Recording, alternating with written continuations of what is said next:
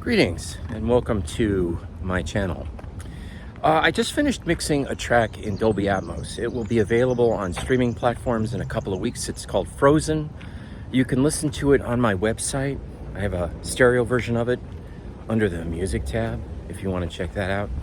But I just wanted to give you folks my thoughts on DolbyAtmos and why I think it's a really cool format and why it's also a very challenging format to work in.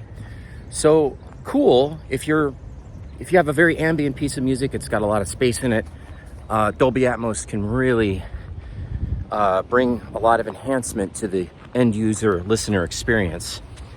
You can do a lot of things, you can move things around in a space, particularly if you're listening on AirPods Max, you can really get a whole more, I guess, immersive sense of the experience of the music. However, I asked a few folks what they thought, if they prefer Atmos to just plain old good stereo mixes.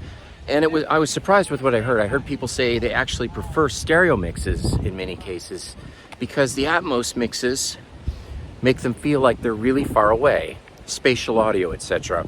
And it gets a little confusing because within Logic's software, you have an option to test or reference your Dolby Atmos mix in either Apple Spatial Audio or 7.1 or 7.1.4.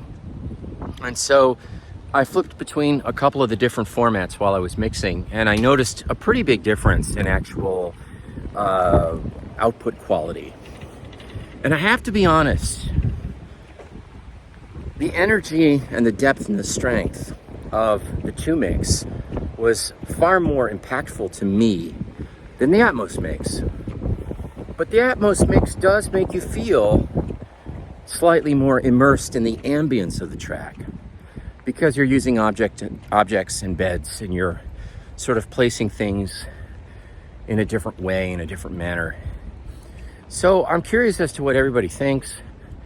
The track will be out in a few weeks. It's called Frozen. It'll be on all streaming platforms, and I'm really looking forward to what all of you have to say.